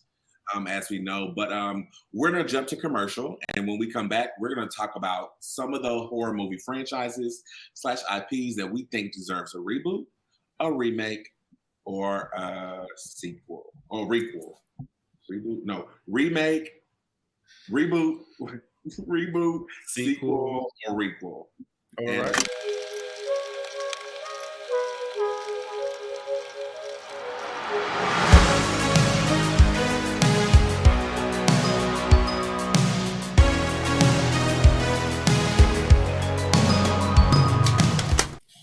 And we're back. So now, what are some of the horror movies, dead or alive, that you think deserve reboots or requel? And I'm going to kick this off with, and this is coming. We just don't know what it is yet. I know what you did last summer. I think they deserve a requel. Yes, God. From the second movie on. Yes, God. Yeah. I know Black Twitter says if Brandy Norwood is not a part of the next version of I Know What You Did Last Summer, we're not having it. Carla, you do deserve to come back. Whether you are a kill or not, that will hurt my feelings. But I think that I Know What You Did Last Summer has so much wealth in that franchise, and not just financially, but as far as the entertainment value that it brought to us. I Know What You Did Last Summer is known for their chase scenes, and both the first and the second one, because we don't speak about anyway. Yeah. Yeah, we don't have to go there. But the first and second one, Sarah Michelle Gellar and Brandy ate their chase scenes to pieces, dead or alive. They killed it. And they have set a standard for chase scenes moving forward after those movies. I think that's one that deserves it. Urban Legends. Yes. I think Urban Legends will be a great requel. The lead in the first one was dope. She was okay, right? She did pretty good. The lead of Urban Legend? Yeah, the red. Alicia Witt? No. Alicia Witt. We can't bring her back. We don't know her. We can bring back Brenda. We can bring back Brenda, yes. Oh, that's cool to put it in the killer's POV. That'll be nice. Let me stop. Alicia Witt was okay. She was a little dry to me as well. But I'm not going to take it completely from her. But she was okay. She was okay. And Loretta Devine.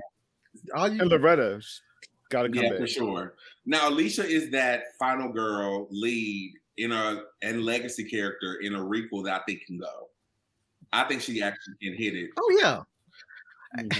Anybody gonna worry about that? Be like, oh, sorry. Ooh, oh. Yeah, we're not gonna sweat it if you kill Alicia Witt. And then I have Poltergeist. We didn't really get a good reboot of Poltergeist, but I think a requel with Carol Ann as the lead and her new family experiencing similar issues and even diving more into the clairvoyancy thing that she has going on. Drew Barrymore, that role is for you. I think it would be really nice. Yes.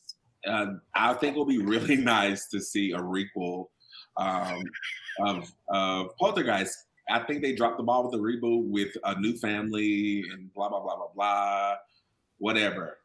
But yeah, Poltergeist is on my list, and then the last one that I will mention is I said Christine will be a cool requel.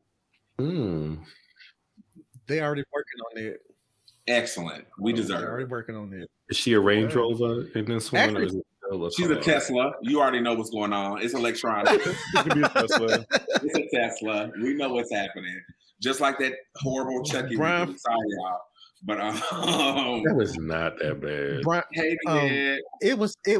It was unnecessary, and that was a cash grab.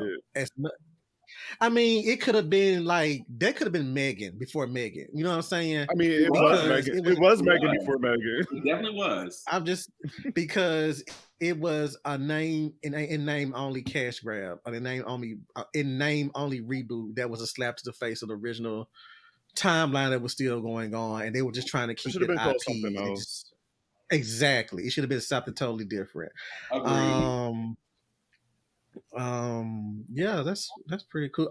Poltergeist is also being optioned because Amazon has interest in expanding their franchise because they own the rights to it now.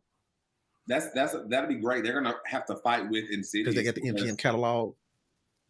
They're gonna have to fight with Insidious because Insidious is building this whole universe now too, outside of the main family. And I believe Mandy Moore is the star as like the next version. Excuse me, who? Mandy Moore. She Mandy Moore. Rebecca Pearson, yes. Yeah. Mm-hmm. Mandy Moore and next, I'm missing you like. But it's see. But see, that's TaMon. I wanted to mention that earlier, but I completely forgot. But that's another way that you can expand upon, like with the franchise, is do stuff set within that universe, but that does not follow the main plot point. You know what I'm saying? I kind of like they're doing it because they did that with look at the Conjuring universe. You know what I'm saying? It's like, you know, that's another way to expand upon franchises is to just do a storyline that's set. We got Bird Box Barcelona coming out. We got the Quiet Place spinoff with Lupita. Yeah.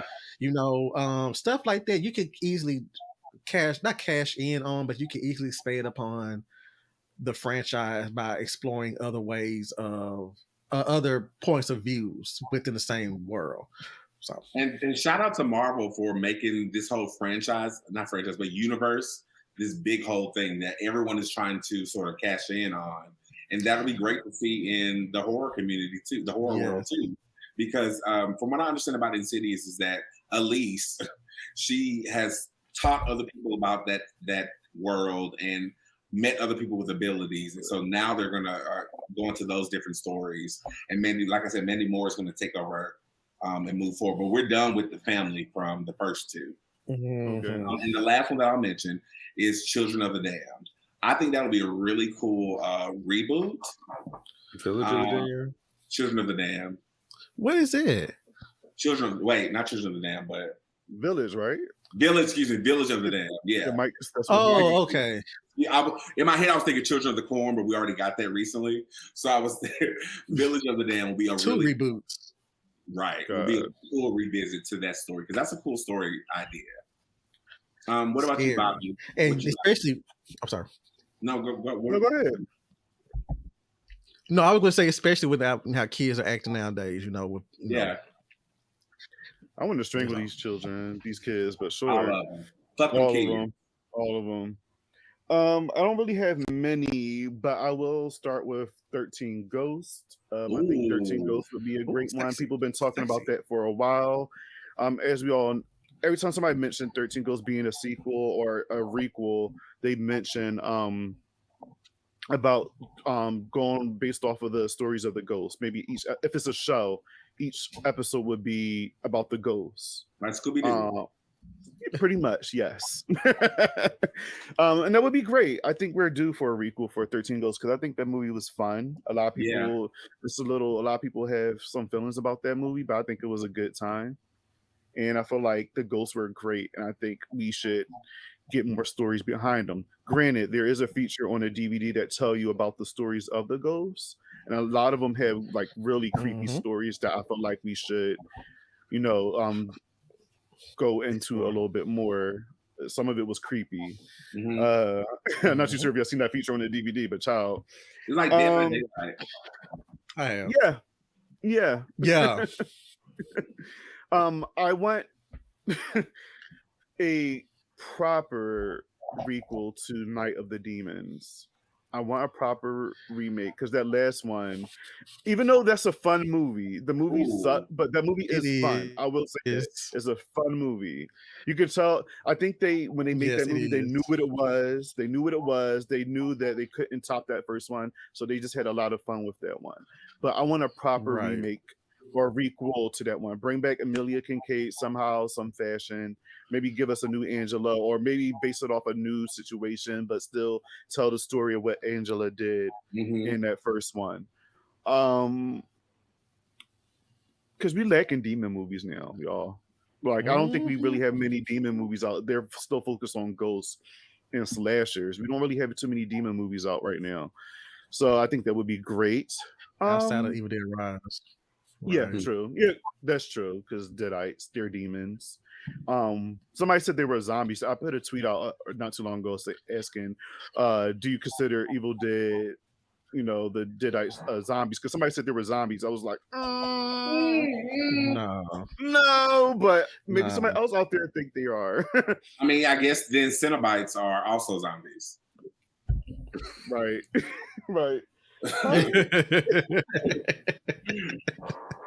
And that's it. I mean, I'm really picky, y'all. Like, sometimes I just don't want nobody touching anything.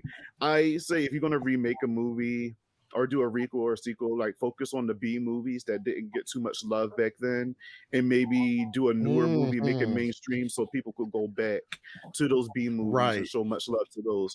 I'm a big Vamp fan. I always say that they should remake Vamp, and make that into a reboot. And have people go back because that movie's very underappreciated, and I love that movie so much. And I think that would introduce a lot of people to Grace Jones and her acting shit. So it will be a great time.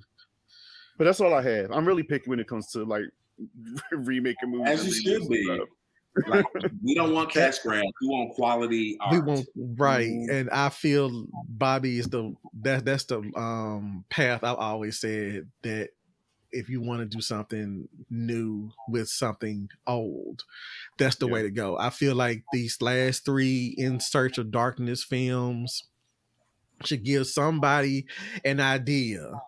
If you want to revisit a story, there's a ton of fucking movies we just listed here. Over 30 some odd hours worth of footage, maybe just to sit there and be like, not 30, but probably like 24. Just be like, here, pick one that is not part of a long-standing franchise. And that's why I'm excited about Witchboard. I love I rewatched both of them recently, and I love those movies, and I'm so excited that they're you ever seen the third one? I don't think so. I never seen the second one. The second one was my favorite. Yeah, man, that's the first one I saw with the second one, which was what was called Witchboard 2. We just called Witchboard 2. Witchboard 3 is The Devil's Doorway. Okay. Part 3 is The Devil's Doorway, and it's not good, but it's if you want to be a completist and finish the franchise out. That's Witchboard 2 is The Devil's Doorway.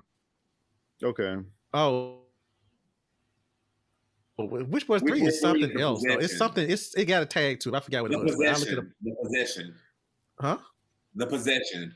Oh. Witchboard 3, The Possession. 1995. Yeah, that's it. Okay. What about you, Mike? That was obscure. Mike, what are some of your franchises that you think will be great to be a requel or a reboot? Okay, so some of these I've mentioned already. Gremlins, I would like that to be Okay. completely rebooted. Okay. Mike loves some Gremlins. But A I want it reboot or a requel? reboot. But I want it to be dark. I don't really want it to be comedic this time around. I want to actually display how horrific the Gremlins can actually be without there being a comedic twist in all of it. Especially the second one, even though I love that one. Right. But explore, even though the Mogwai show is out, I want them to explore the origin of them a little bit in that movie. And I want Gizmo to turn evil at one point. And I want there to be a third level of the Gremlins. So after they turn into the little reptilian looking ones, I want there to be a level above that. Maybe bigger than what they actually are. Something. Come on, Pokemon. Not you actually having a little... Throw some water on it. See what Please. happens. Listen, I was scared to do so. I swear to God, I was scared to do so. But go ahead, Mike. I'm sorry. Also Leprechaun. I want them to reboot that. It's I want happening. the same It's thing, but happening. comedy. It's I want happening. see that that? dark as well. No comedy. Mark, you may have this on yours, but this would be a requel, Buffy the Vampire Slayer. Okay. I thought you were going to say so. Okay. Yeah. Whoa. So with that, because it's a Slayer storyline, you Right. could have Buffy, if we ignoring the TV show shit, but pass the torch onto a new Slayer at some point in Right. the movie. And maybe My question maybe is, spin who's off a Buffy TV in show. the movie? Does it have to be Buffy though? Right. Well, I You want was- a reboot? You want ooh, a remake? I want Christy Do Swanson. you want a to reboot? pass You want a the requel? torch. You want a requel? Yes, I want a requel of Buffy the Vampire That's Slayer. guys. I want Christy Swanson to pass the torch to the new No. Slayer.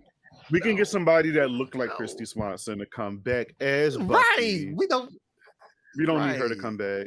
Do you know the type of heat that movie will get if Sarah Michelle Gellar is not Buffy the Vampire Slayer? I don't care if she's in there. for 2 minutes. We don't care. I love Sarah Listen. Michelle, but that movie came first. That movie slaps on its own. I mean, that's true. That's slaps on true. its own.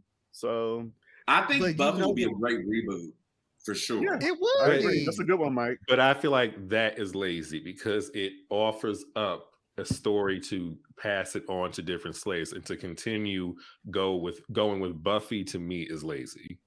Because now okay. you're just trying to build on that. Yeah. Well, you know, in the new Boom Hold on, Mark. studio comic books. I'm not trying to but I hear yes, you. Ricky, yes. I do want to know about past Slayers. As Yes, well. That would be a great thing. Yeah, Yes. they'll be hot. But the Boom Studios comics have introduced multiverses. Okay. Oh, So okay. Thank I you, don't know if I Marvel. want to see no Marvel. I Slayer just movie. binged I don't know if I both. wanna do that. And No, it's just not to a tag Marvel onto Slayer that- thing. I haven't. Go ahead. Just to tag on to that, I'm reading the second book, which follows Willow's daughter, who is now the first Slayer and witch combo.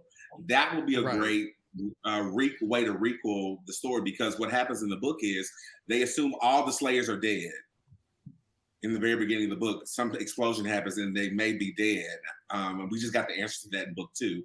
But all the Slayers are dead, and so now new Slayer has been chosen. And they have Spike, they have Willow, they have Oz in this book. That's a great way to requel the story. But the Slayer is not about Buffy or Faith or any of them. It's about this new Slayer, Frankie. Frankie, Okay. yes. I Frankie like Rosenberg. that. It is giving a little Clark Kent that she's going to be unstoppable because she has physical powers and now mystical powers as a witch. But Oh, no, she get her ass beat all the time. But I do like, but the Slayer shit needs to be explored because there's just so much Yeah, Agreed. it's so much. that is interesting. And we were supposed to so get this a long time ago. Regina King was working on something. It's not Buffy, but she was working on a story called Slay. It's about a Right. girl with supernatural powers who fights demons. That's great. I would sort of mix Right. that, call it Slay, but let's not just focus on Buffy. She could be mentioned, but let's talk about other Slayers that have been called. I don't even care what time period it takes place. Like, it would be Right. so interesting to see, because they gave us how the Slayer powers come up, you know. They went over Right. that with the witches. Well, not witches, they were something. Shamans. Shaman who gave the demon to the girl and gave her the powers and all that kind of. Ooh, sorry for people who have not seen Buffy all the way through. You But just ruined it for me, child. But You ruined it hoes to got me. excited and Yes, started talking. because we're covering it. You just spoiled the whole. I'm joking. It just went one ear and out the other. I don't remember. I'm child. so It's okay. sorry. No, it's okay. I will not remember. All right, let me get my last two really quick. Yes, please. All right, we talked about this, Bobby. Demon Knight sequel with Jada Pinkett. as Yes, Yes. God. Knight. Yes. That. How can I And forget? lastly, I've brought this up before. Do a reboot of Nightmare on Elm Street, but start with Dream Warriors as the intro movie. Talk about it. Yes, talk about it. So we can get, because in Dream Warriors, they basically give you the backstory any fucking way. So you don't need to do like a Nancy reboot. You don't need to do any of that before. You can literally start with Dream Warriors, introduce a bunch of kids, give them actual dream powers, bitch, and let them fight Freddy. And let there only be one, maybe two people surviving. And I think that would be interesting versus trying to, because then you won't have the Rooney Mara situation like y'all talking about. You could focus on a few other people. And I think it would be interesting. It would basically be, we want it to be a good version of, oh fuck, what was that mutant movie that came out? That was basically Dream Warriors. The New new Mutants. mutants. New Mutants, New yes. Mutants, yeah.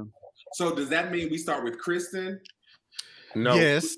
fuck all the people. Yeah. Just start off with new people on Elm Street. We don't need no names from the other. Where does this? I feel like fall we in the should do that timeline? fan service and just kind of just reimagine those characters. But those old if you characters. do that, then that's going to start this whole, well, this person should be in this next movie because this is Kristen or this is Nancy. Nope, or nope. This is no. whoever. But they have to get No. over it. Yeah. Now you can even have Jesse, one of the kids in the institute. You can have Kristen in the institute. Hell, she can have a phone call with her best friend Alice, and you know that's it. You know what I'm saying? You can do so many great things with starting with. But Kristen was supposed to, I guess, have the torch from Nancy, Yeah. and that didn't work out too well because of Ruby Tuesdays. And, We got That the- movie Tuesday.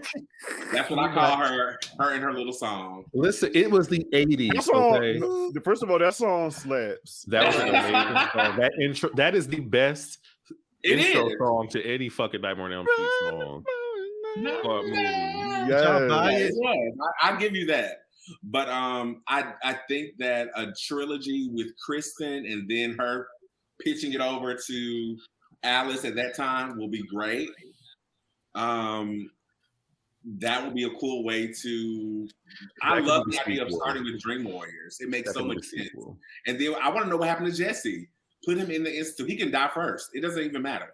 But put him in the institute as well.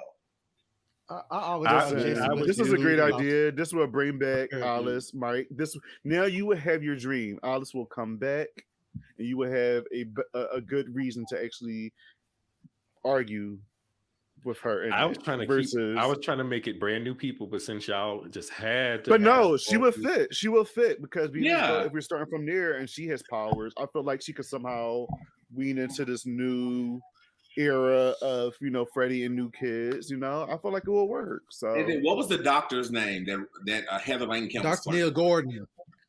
Robert Dr. Englund. Neil Gordon. Robert Englund can easily play that role. Yeah. And give him his cameo and pick Yep. a new Freddie. there we Which is go. gonna be or he huge can play the competition. nurse again. One of the Huh? other. We can play the nurse again too. I What'd you forgot he say? was the nurse. He could play the He nurse. was the nurse. Yeah. He was the nurse. Was that your last one, Mike? Yes. That's one that I think will happen in soon in the next 5 to 10 years. I'm sure we're going to get Freddie back on the screen We very need soon. Low key, I it miss should be him. a series actually. But if they're Yeah, gonna it really should. reboot it, A as a Dream series, Warrior series, yes. amazing. Yeah. If it can have 2 fucking shows, then sure. Nightmare on Elm Street, if we can go back to Crystal Lake about what we don't know about yet, then sure. Nightmare on Elm Street would be Greatest Dream Warriors. So what do you think about one movie and then after that is a TV show? Yeah. That would work. That would work. That one means that movie you have and to then the rest cast is a certain way as far as like star power to make Yeah. them want to transition into TV. Because you can't cast Katie Cassidy as Kristen and and expect her to come and do a TV show for seasons. You Well, hook them and then leave it off, and then it turns into a TV show, and everybody would be in it. I feel like that would be dope. Yeah, give us no-name people too. Yeah, I don't want to recognize anyone. I want everybody to be fresh. Somebody with some Little Liar Girls. hell no. No, why not? I don't mind. Some of them. Yeah, get some of them. You mean add them in there or somebody like them? One or two. Yeah. I'm only thinking about Kristen in my head. They're not even that big. No, you can add them in. First of they're all, not even this big is name my celebrity. requel, so y'all can back up. Y'all got y'all movies that y'all made. First of all, so we're trying to help you out. You know what? Take Alice. Take Alice out. How about that? I was trying to give them the benefit. We're going to take Alice out. She's not allowed. We're not taking Alice out of nothing. We're taking Alice. She's not allowed. We're definitely taking out Alice. Yeah, we're taking out Alice. Since you want to get all, this is my. We can't remove Alice from anything. She's the dream. She will continue to be the Dream Master even in this. She's dead. She's dead. She won't be dead. Okay, you can move on. Move on, girl. Move on. Move on. Well, oh, Tink Tink, Mark. Well, what do you think would be a great? Shit. Since he said this and move on and took my Nightmare on Elm Street choice, I'm gonna carry this conversation on. So we're gonna go ahead and start it off probably at the end of Dream Child, and then go from there. We should have like a requel where it requel. Am I the only one drinking now? This is mostly fuck because y'all. of you. First of all, you don't see this. I'm out. I'm just saying. Requel. I'm drinking with you. Have it follow Jacob. Have it follow Jacob. You know what I'm saying? And Jacob's grandkids. Teach me. Sure.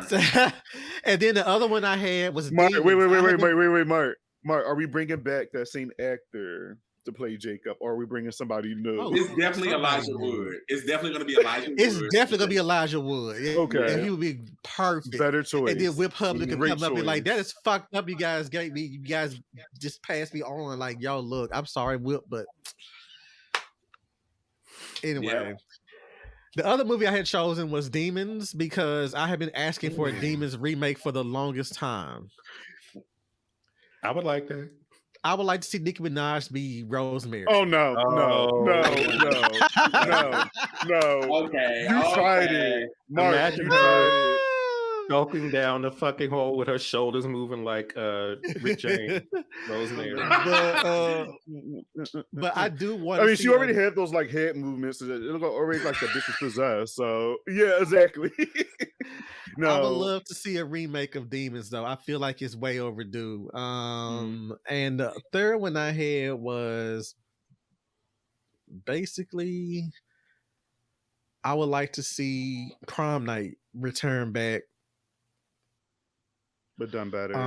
You know what? Because it feels something better. Because that was a Jamie Lee Curtis says, you know what? I'm gonna have her be the. But you know, I would love to have Jamie Lee come back as the principal of Hamilton High because Hamilton High is just possessed as fuck. You know, it just has a whole horrible history with it. And she comes back as the Hamilton High principal, and they can sit there and mention Mary Lou Maloney or some shit like that. But you know, just go ahead and just go ham with it. But Jamie Lee probably be like, you know what? I have an Oscar now.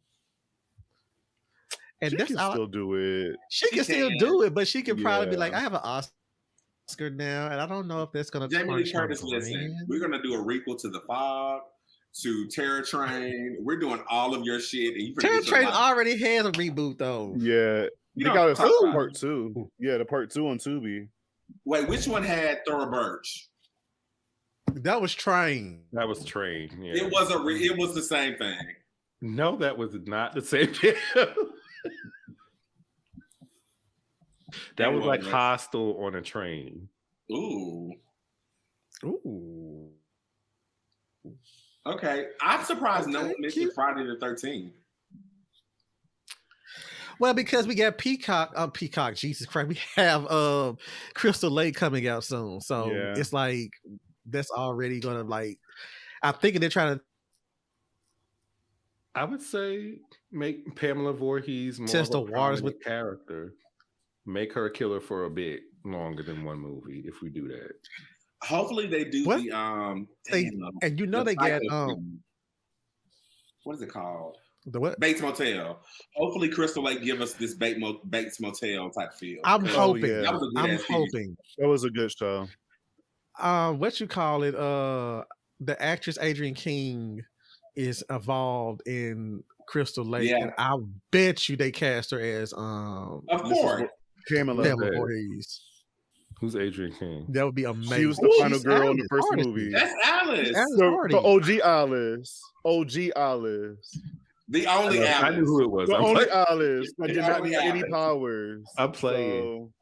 And she almost got her ass fucked up by that 70-year-old woman, so she needed to just almost hang it up. But guess what? She decapitated. If she didn't have that act, he decapitated her without any magical powers. You can stay mad, Lori. Go get you can stay mad. Alice, busted out. We're gonna leave you in the 80s. We're gonna leave you in the 80s where you belong. You gonna stay right there until it's your time.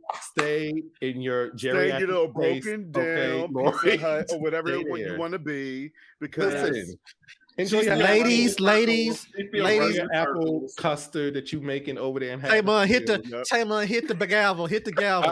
Matter of fact, we putting her in Shady Pines like we were talking about earlier. Put her ass in the home. And just like that, Alice is still nowhere to be found. How about nowhere? It's fine.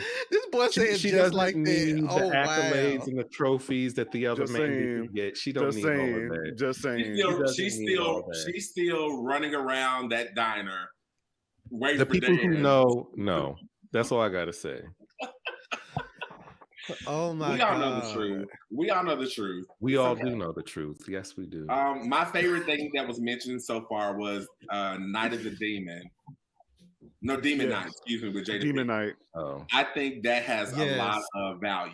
And I think that was and she would and I feel like she would come back and do that just for the hell of it. I feel like that's a great movie to pass the torch to a new Slayer or whatever she has to, because she just spent her time. You know what I'm saying? She went to Paris and traveled. Be the next Demon Night. That'd be funny if she does pass. She might try that again. She might try that. She might try to bring Willow into her daughter Willow into it and make her the new. That could work. That could work. Yeah, and I like Willow Smith. So me too. Yeah. So make sure that everyone in the comments let us know some of your favorite requels and reboots, and tell us what do you think of the horror franchises that deserve to come back and have their own reboot or requel. Thank you so much for hanging out with us on our first episode of season 2. My name is TaMon Kane. You can find me at TaMon Kane on Facebook, Instagram, and Twitter, and on Twitch. And make sure you check out my book page, jointhefraternity.com. It's all going to be down here in the bio. And I want to pass it to the King of War himself, Michael. That is the God of War. You can find me on Twitter and Instagram at ThacaryBinks86. I'm also one half of the podcast, People Under the Scares with Bobby below me. And yes, God of War. Although I think I've been very well behaved this episode. So I'm trying to. So thank you. Surprisingly. You're welcome. Okay. I guess go ahead, Bobby Mark. No, go ahead. Oh, well, I'm Bobby Torres with a Z, not an S. Bobby likes to spook you on my YouTube page. People Under the Scares with Mr. Michael Anthony Upper, the God of War himself. He be trying everybody and myself. Patience. And yes, you can find me here on Scream Kingz with these lovely people. Obviously, you know that because you're watching. Absolutely. God. And you can find me on Midnight Social Distortion, the podcast, which is on hiatus right now. And you can find me on Twitter at The Anti-Critic and on Instagram at Midnight Social Distortion, all one word, or Marco Estes, all one word. And you can always find me here on Scream Kingz, the king of screams. So, woo! Yeah. Happy season 2, fellas. Season What was that two. gyration? Come on Happy for season 2, renewal. fellas. Come on for being Yes. renewed. For being renewed, I Thank you. had to do a lot of stuff to get us renewed. So yeah. We know, Maureen. We know what you have to do. Thank you. 3 days from Sunday. That's all I have to say. But thank you all for coming out and hanging out with us. Make sure you tune in next week where episode 2 is going to be a Scream, baby. Talk to you soon. Peace.